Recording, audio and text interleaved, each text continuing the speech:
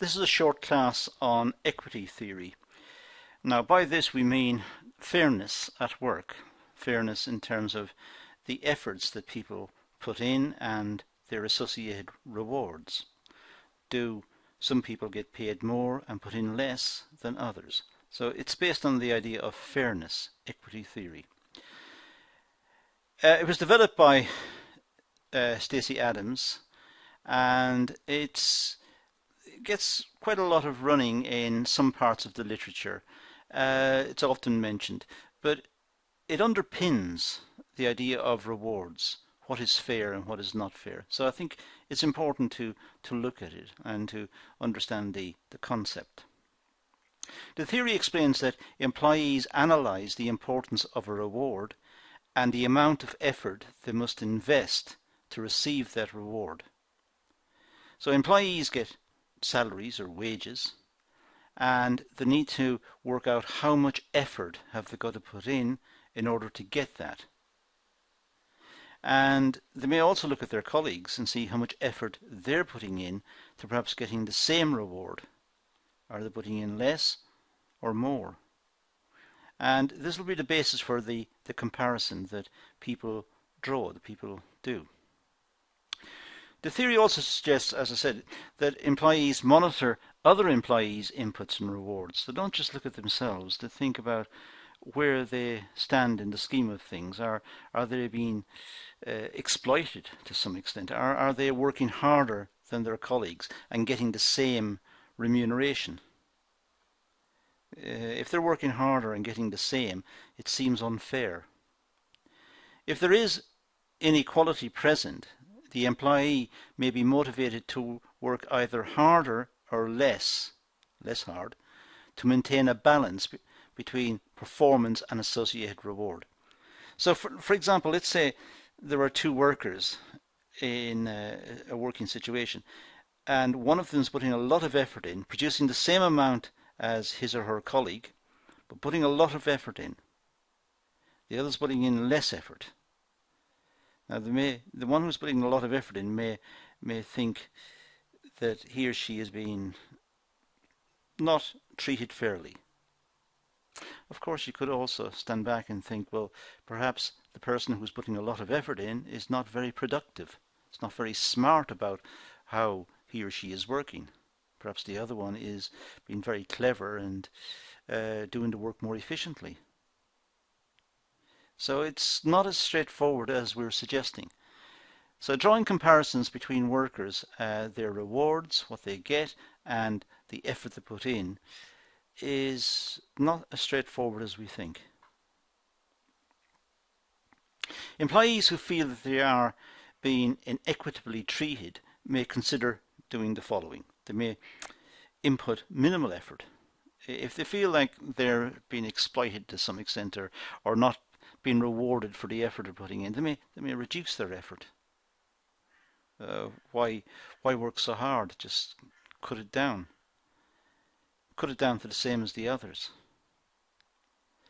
They may put a complaint through the management and object to what's happening and explain that they're working hard and not being recognized for working hard, getting the same remuneration as the people who are working less. They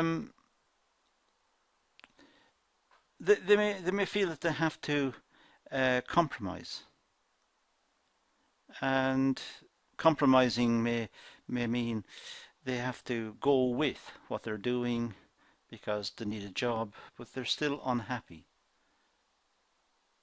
They may transfer or leave work because they're so unhappy. They feel that they're putting a lot of effort in and not being recognized for the effort they're putting in. The theory states rewards that are equitable have positive impact on job performance. So if the rewards are fair, then it'll have a positive impact on job performance. People will work harder and they'll think it's a fair organization. They're being rewarded for their efforts. Rewards that are inequitable cause job dissatisfaction and a downturn in performance. So if there's unfairness in the reward system, employees will not be motivated. They will see their colleagues getting perhaps the same salary as them, but not working as hard, not doing as much. So they will feel upset by this. And this is the famous relationship that often crops up in the literature. It really comes down to an equation of this sort. It's the output of self, the output of somebody, divided by their inputs. And that should equal the output of others divided by their inputs.